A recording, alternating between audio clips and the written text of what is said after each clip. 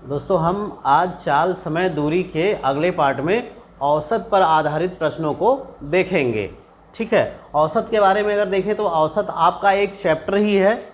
औसत एक आपका चैप्टर है और वो चैप्टर आपका किस तरह से इस चैप्टर से रिलेट कर रहा है उसको देखेंगे। यदि हम औसत पहले पढ़ रखे हों तो देखें, औसत बराबर होता है कुल राशियों का योग, कुल राशियों का योग और बटे में कुल राशियों की संख्या, कुल राशियों की संख्या। यदि हम इसको a से डिनोट करें और राशियों का योग Sn से डिनोट करें और इसकी कुल संख्या n से कर लें तो a बराबर Sn/n होगा। ठीक है, ये तो औसत है। और अगर इसको हम गुणा कर दें औसत का n से तो औसत और कुल संख्याओं का गुणनफल, यानी औसत संख्याओं का और कुल संख्याओं से गुणन कर दें तो उनका योगफल यहाँ से ज्ञात हो जाएगा। ठीक है, अब हम औसत को समझें कि औसत में एक्चुअली औसत होता क्या है। मान लीजिए ये A एक व्यक्ति है, ये B दूसरा व्यक्ति है। ये काम करके 50 रुपये घर में ले आता है और ये काम करके 100 रुपये घर में ले आता है। एक घर में दो लोग कमाने जाते हैं, एक बंदा 50 रुपये शाम को घर लेके आया, एक बंदा 100 रुपये घर लेके आया।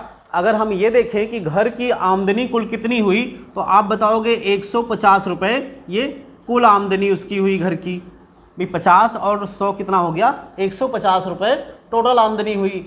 तो अगर एक जो उस घर का गार्जियन है वो उम्मीद क्या समझेगा, वो ये समझेगा कि भाई एक आदमी का जो है औसत वो 75 रुपये कमाई आ रही है, यानी एक आदमी 75 रुपये के औसत में कमाकर हमें दे रहा है।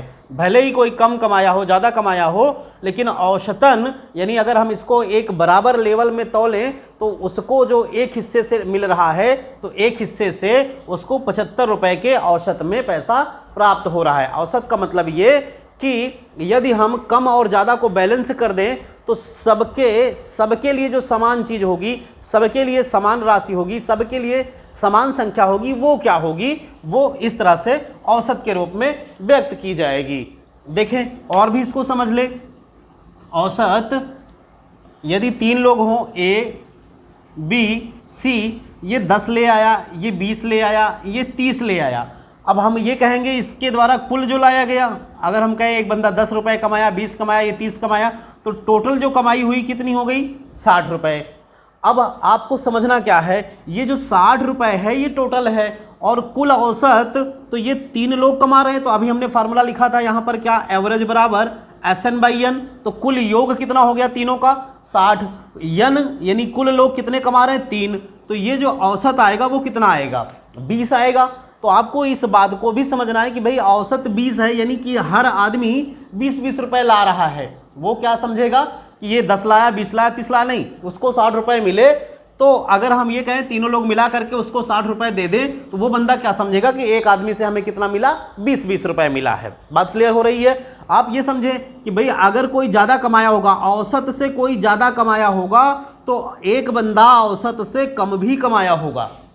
यदि औसत 20 हो रहा है तो औसत से कोई ज़्यादा भी होगा और कोई कम होगा, और कोई जितना ज़्यादा होगा दूसरा उतना कम होगा। जैसे ये औसत से 10 ज़्यादा है तो ये औसत से 10 कम है, ये औसत से 10 कम है, तभी ये औसत मेंटेन होगा। भाई 10 ये कम लाया था तो 10 हमने इस वाले का 10 इसको दे दिया, अगर इसका 10 इसको हम दे दें तो सारे लोगों की कमाई जो हो जाएगी वो 20-20-20 हो जाएगी, और यही वो औसत कहलाता है। ठीक है, ये तो बेसिकली है, इसको हम औसत के चैप्टर में अच्छे से देखेंगे। अब आपको पढ़ना क्या है, यहाँ चाल, समय, दूरी में जो आपको देखना है, चाल, समय, दूरी के चैप्टर में जो औसत का उपयोग करना है वो औसत, ये फार्मूला वहां काम नहीं देगा क्योंकि वहां राशियों का योग नहीं, यहां पर औसत जो होगा वो होगा कुल दूरी बटे में कुल समय, कुल दूरी बटे कुल समय। तो यहां हम ले रहे हैं औसत चाल। अब हमें औसत चाल के बारे में पढ़ना है। तो औसत चाल चाल बराबर होता है दूरी बटे समय। चाल बराबर क्या होता है? दूरी बटे समय। हम यहाँ लिख रहे हैं कि अगर आप देखें कि चाल का फार्मूला क्या होता था, तो वो होता है दूरी बटे समय। चाल दूरी बटे समय होता है और औसत आपको हमने बताया कि कुल राशियों का योग होगा। तो यहाँ कौन सी राशि है? दूरी। तो उस पूरी दूरी का योग करना है, यानी उस पूरी दूरी का योग करना है। और यहाँ पर कुल किसका रखना है? यहाँ कुल कौन से होंगे? समय। यहाँ पर समय टोटल लेना है। तो यहाँ पर दूरी बटे समय आपका चाल की वैल्यू है और औसत आ जाएगा। तो औसत का फार्मूला अप्लाई हो जाएगा, तो जहाँ पर टोटल दूरी हो जाएगी और यहाँ पर पूरा समय हो जाएगा। देखिए सवाल, एक सवाल हम लेते हैं। आपको डिराइव करना है कि एक फार्मूला जो आप देखते हैं लोग बताते हैं वो आता कैसे है, तो उस फार्मूले को भी हम दिखाएंगे। हम ये मान रहे हैं कि ये A से B तक, यहाँ से यहाँ तक एक निश्चित दूरी है, वो D है। कोई व्यक्ति x किलोमीटर पर आवर की चाल से जाता है और y किलोमीटर पर आवर की चाल से वापस आता है। ठीक है, हम यहाँ पर आपको सवाल समझाना चाह रहे हैं कि A से B बिंदु तक वो दूरी है D। ये जो दूरी दिख रही है आपकी वो निश्चित दूरी D है। उतना गया और उतना ही आया। जाते समय उसकी चाल क्या थी? x। आते समय चाल उसकी क्या है? y। अब हमें निकालना है औसत चाल। तो आप देखिए औसत चाल का फार्मूला कैसे डिराइव होता है। औसत चाल बराबर, तो चाल बराबर आपको पता है कुल, यहाँ पर कुल दूरी बटे कुल समय। तो अब आप देखें कि यहाँ पर जब वो जा रहा था तो वो कितनी दूरी चला है? तो भाई वो गया, जाते समय d दूरी चला है और किस चाल से चला है? d दूरी चला है और किस चाल से चला है? तो आपको औसत चाल बराबर क्या लिखना है? कुल दूरी बटे कुल समय। अब आपको दूरी कितनी दिख रही है? d। समय यहाँ पे नहीं पता है, आपको समय नहीं पता है। तो आप एक मिनट पॉज करा दो। ठीक है, हम बात कर रहे हैं कि ये दूरी d है। तो औसत चाल, एवरेज चाल आपको निकालनी है। तो औसत चाल बराबर हमने क्या लिखा? कुल दूरी बटे कुल समय। तो देखिए कुल दूरी का मतलब d दूरी गया और d दूरी आया। तो इसने कुल दूरी कितनी चली? d plus d। तो ये जो है ऊपर कुल दूरी उसके द्वारा तय की गई d प्लस d। अब फिर नीचे है कुल समय, और समय यहाँ दिख ही नहीं रहा है। तो समय बराबर क्या हो जाएगा? यदि आप समय का यहाँ से फार्मूला निकालें तो आपको t बराबर मिल जाएगा दूरी बटे में चाल। तो समय क्या हो जाएगा? समय बराबर दूरी बटे चाल। तो अब हम देखें जाते समय इसको कितना समय लगा, तो d दूरी उसने जाते समय चली है, तो दूरी बटे चाल, और किस चाल से चली है? x की चाल से, x किलोमीटर पर आवर से, प्लस, तो यहाँ कुल समय रखना है। तो जाने में लगा समय ये हो गया, आने में लगा समय, तो आते वक्त भी कितनी दूरी चला? d। लेकिन आते समय चाल क्या थी? y kilometre per hour. तो ये हो गया समय जाने में और ये हो गया आने में। इस तरह से ये कुल समय और ये हो गई कुल दूरी। तो कुल दूरी बटे कुल समय, ये आपको दिख रहा है साफ साफ। अब अगर इसको हम सॉल्व कर रहे होंगे तो मिल जाएगा आपको 2d by x plus d by y। इसको सरल कर लें, एलसीएम ले लेंगे तो ये मिल जाएगा 2d by xd plus yd by x into Y. इसको सॉल्व कर लें तो एक्स वाई आपका ऊपर आ जाएगा 2xy इंटू डी, और यहाँ से d कॉमन ले लेंगे x प्लस वाई, और d से d कैंसिल हो जाएगा। तो फाइनली आपको क्या मिल जाएगा? 2xy by x plus Y. अब ये फार्मूला आ गया आपके पास किसका? औसत चाल का।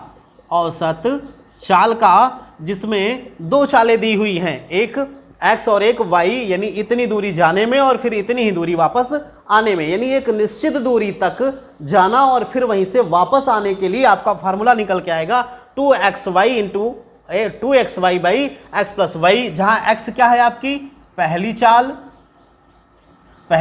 और y क्या है दूसरी चाल, पहली चाल और दूसरी चाल। तो अब कोई आपसे कहे कि जाते समय वो 10 किलोमीटर पर आवर की चाल से गया और आते समय वो 12 किलोमीटर पर आवर की चाल से वापस आया, बताइए यात्रा की औसत चाल क्या होगी? तो आपको यहां पे रख देना है 2 इंटू 10 पहली चाल और दूसरी 12 और बटे में 10 प्लस 12। इसको आप सॉल्व करेंगे, आपका आंसर सामने होगा। ठीक है, अब ये 2 पे आ गया। यदि यहां पर 3 लोग रहे होते तो हम यहीं पर मान लीजिए ऐसा होता कि 3 चालें दी होती, तो 3 चालों का फार्मूला आपको कैसे डिराइव कर लेंगे हम। देखिए एक क्वेश्चन ले रहे हैं, माना कोई व्यक्ति एक निश्चित दूरी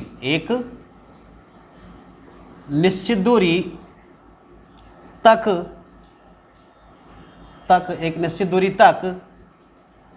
10 किलोमीटर पर आवर की चाल से जाता है और वापस 15 किलोमीटर पर आवर की चाल से आता है। यात्रा की औसत चाल बताएं। औसत चाल, एवरेज स्पीड बतानी है आपको। 10 से जाता है और 15 से आता है, वही निश्चित दूरी, एक निश्चित दूरी जाता है और फिर वापस आता है। तो यहाँ 2 चालें दी हुई हैं, तो आप क्या कर लोगे भाई, आपको ये करना है कि 2 इंटू एक्स क्या है 10, वाई क्या है 15 और x प्लस वाई 10 प्लस 15। अब ये फार्मूला है तो बेसिक, अब फार्मूला अगर आप यूज करेंगे तो आपका समय बचेगा। ठीक है, बेसिक कॉन्सेप्ट आपको हमने बता दिया कि ये कहां से डिराइव हुआ। तो ये हो जाएगा कितना, 15 दूना 30 दहमा 300 और ये हो जाएगा 25। इसको आप डिवाइड कर देंगे तो ये कितनी बार जाएगा, 25 चौका 100, 25 4 तिया 12 किलोमीटर पर आवर। तो आपका आंसर कितना आ जाएगा, 12 किलोमीटर पर आवर। उसकी जो औसत चाल है वो है 12 किलोमीटर, यानी 1 घंटे में औसतन वो कितना गया है, 12 किलोमीटर। अब देखें एक सवाल आपसे ऐसा पूछा जाए, अगर ये 3 होते तो फिर 3 दूरियों में आप देख लें।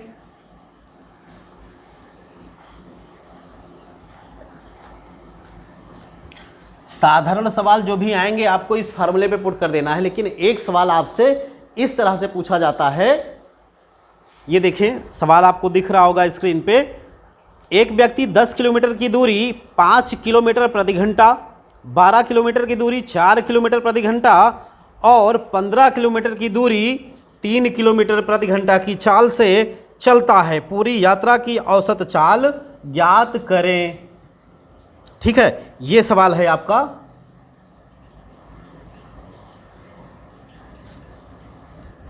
और कह रहा है कि ये 3 अलग अलग चीज़ें दी हुई हैं। अब आपको देखना है कि हमें उस फार्मूले को कैसे अप्लाई करना है इसमें।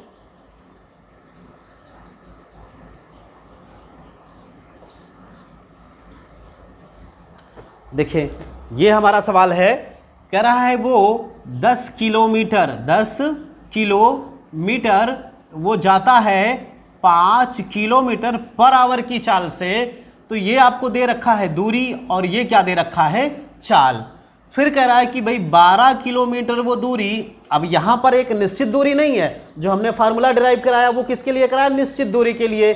दूरी जितनी जा रहा है वो हर बार फिक्स हो, मतलब वही बराबर हो। यहाँ पर 10 गया फिर 12 जा रहा है, 12 गया किससे, 4 किलोमीटर पर आवर से। फिर कह रहा है 15 किलोमीटर उसने दूरी तय की और वो 3 किलोमीटर पर आवर की स्पीड से। इसकी औसत चाल बतानी है टोटल। तो जब ये चालें आपको अलग अलग दिखें और ये दूरियां एक समान ना हो, अगर एक समान होगा तभी फार्मूला आपका यहां पर अप्लाई होगा। अब फार्मूला अप्लाई नहीं होगा तो आपको क्या करना है, देखें उस तरह का आपने पढ़ा है। औसत चाल बराबर क्या पढ़ा है, कुल दूरी और अपॉन में कुल समय। तो अब डायरेक्टली आप फार्मूला यूज नहीं कर पा रहे हैं, लेकिन एक्चुअल में देखें तो हमने आपको डेरिवेशन बताया तो वहां पर छोटी छोटी चीज़ों को हमने ओपन करके दिखाया। अगर वो आप ध्यान से देखे हैं तो ये सवाल आपको चुटकियों में आ जाएगा। देखें कुल दूरी, अब हमें पता करना है कुल दूरी। तो आपको दिख रही कुल दूरी हो गई 15 12 और 10, तो ये हो गया 30 7 37। तो यहाँ हो गया 10 12 15, कुल दूरी हमने लिख दिया। अब यहाँ चालें तो दी हुई हैं लेकिन दूरियां अलग अलग हैं, इसलिए हम एक्स वाई जेड पे डायरेक्ट वैल्यू पुट नहीं कर सकते। जो आपने देखा था 3x y z by X plus Y plus Z, यार गलत है वो फार्मूला। अगर आपके पास 3 चालें दी हुई हों एक निश्चित दूरी के लिए, तो आपने फार्मूला क्या डिराइव कराना है। देखिए हम ये मान ले रहे हैं कि यहाँ से यहाँ तक डी दूरी है, और यहाँ से यहाँ तक डी दूरी है, और यहाँ से यहाँ तक डी दूरी है। ये x किलोमीटर पर आवर की चाल से चली, ये y किलोमीटर पर आवर, और ये z किलोमीटर पर आवर की चाल से चल रहा है। तो आपको अगर औसत चाल निकालनी है, औसत चाल, तो आप क्या निकालेंगे यहाँ से कुल दूरी, और कुल दूरी यहाँ से कितनी हो गई 3d। भाई इतना ये d तो आपका आ गया 3d। और कुल दूरी के बाद नीचे रखना होता है कुल समय। समय हमें नहीं पता है, तो समय बराबर होता है दूरी बटे चाल। तो ये वाली दूरी कितने से चली गई, ये दूरी d चली गई किससे, x की स्पीड से, प्लस इतनी दूरी जाने में लगा समय, ये हो गया। फिर ये वाली दूरी जाने में लगा समय, तो दूरी बटे चाल, चाल कितनी है y, और यहाँ पर चाल कितनी है z। इसको आप सॉल्व कर देंगे तो 3d बाई ये हो जाएगा d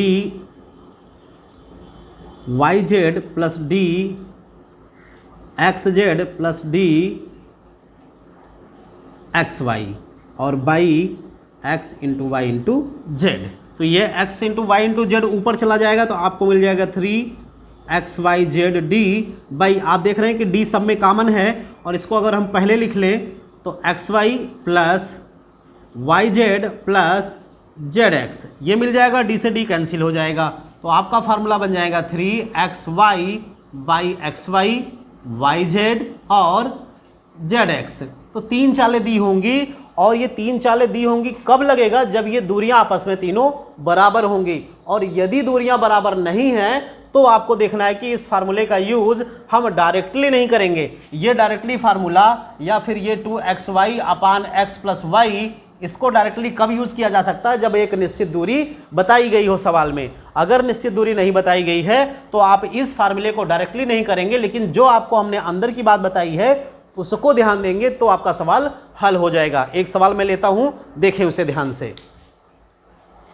सवाल ये है, सवाल आपकी निश्चित दूरी जो डी थी वो निश्चित नहीं है। अगर निश्चित होगी, मान लीजिए यहां हमने 2 दे दिया, ये भी 2, ये भी 2, तो दूरी आपकी पूरी चल गई पता।